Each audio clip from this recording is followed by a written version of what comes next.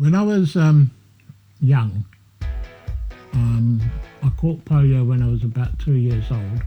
I couldn't speak English at all, and the morning after my first night in hospital, I was trying to get them to get me toast, and I picked up a pencil in my mouth and started drawing triangles because the bread was cut in triangles. That was really my very first experience in holding something in my mouth and trying to draw. I'm Ranjit Bhamra and I'm from Sidcup in Kent. I've been painting now for 60 odd years. I do abstract, surreal, landscapes. I use my mouth for everything. So I write with my mouth, I paint with my mouth, I operate the computer with my mouth. And unfortunately, in July last year, I broke my front tooth, which means that I can't write properly with my mouth. I'm unable to paint at all. So replacing the tooth has been a priority. The thing that stands out the most with Ranjit's case were probably the ethical dilemmas. Yeah. So should we or shouldn't we really do this for him? Is it the right thing for him? But I think, given he's such an avid painter, and it was quite clear how passionate he felt about what impact it would have on his life. It just came across that, look, we have to try and do something to help him in any way, any shape or form we can. Ranjit's teeth is not just the teeth like everybody else. Ranjit's teeth are like his arms, his hands, because he cannot use his hands to paint.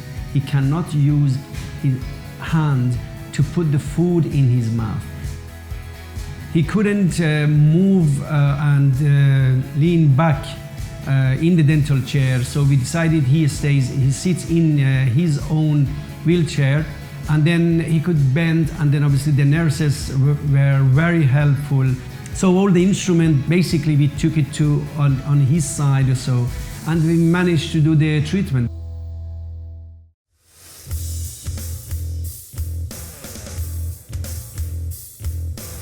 We removed the tooth, which was obviously fractured. We couldn't save the tooth. We drill in the sockets, obviously, of the tooth, and then we place an implant, and we close it up and put some stitches. And the treatment didn't take long, actually.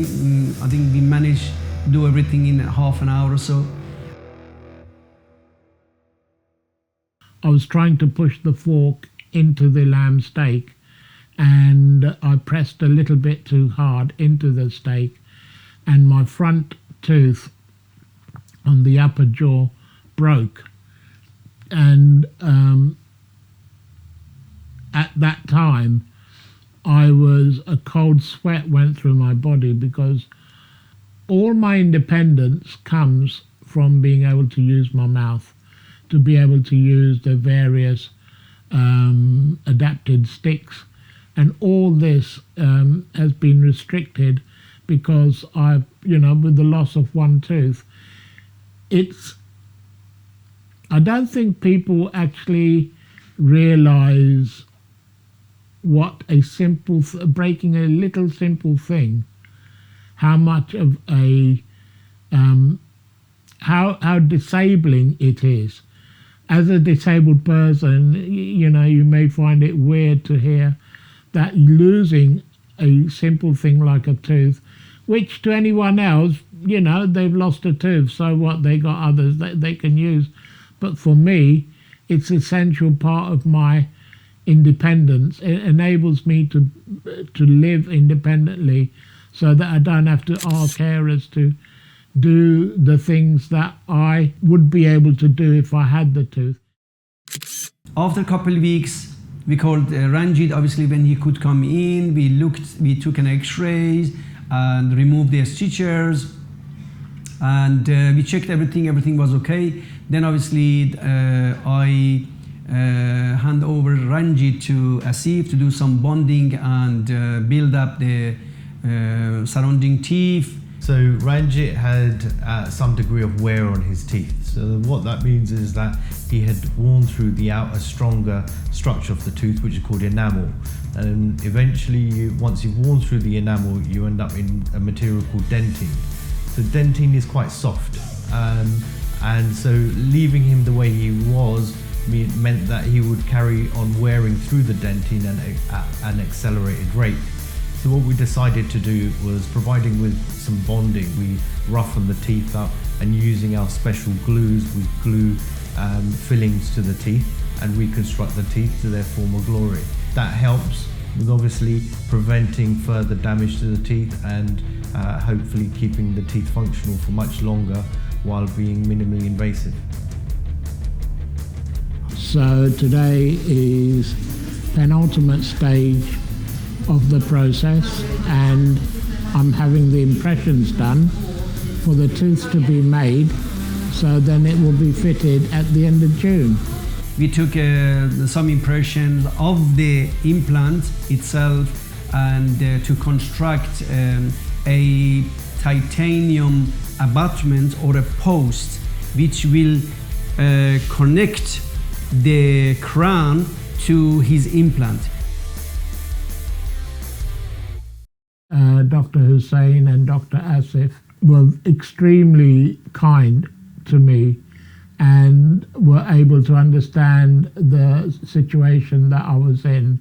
This was actually a very, very caring and understanding experience, very professional and very understanding in what I needed.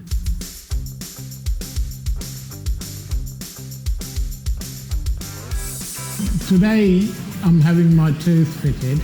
It's the last appointment of a series of appointments I've had to get my tooth fitted, seeing how far I can push it without breaking it, and getting back to life, a bit of a normality.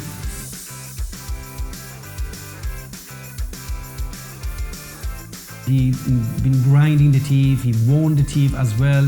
And then we decided, obviously, at the end, consulting with Asif as well, we need to give him a type of crown that is not going to chip. So we decided to do a gold crown, was designed for him from Sweden. And then basically we tried it, and then we tightened the crown to his implant and closed the hole at the back. So he has got a nice, cool gold tooth on the front.